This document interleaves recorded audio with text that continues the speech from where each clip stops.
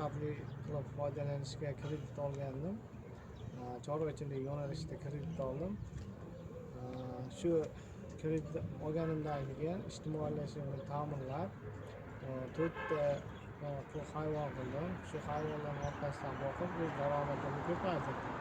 Hozirgi kunda shu kredit orqasidan kelgan daromadim 30 millionni tashkil qiladi. Bundan keyin kelajakda bu 30 million daromadni 60 million qilmoqchiman. Shuni harakat qilaman.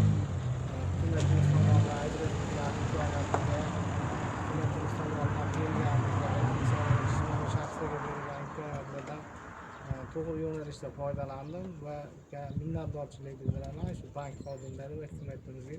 Kattakon rahmat.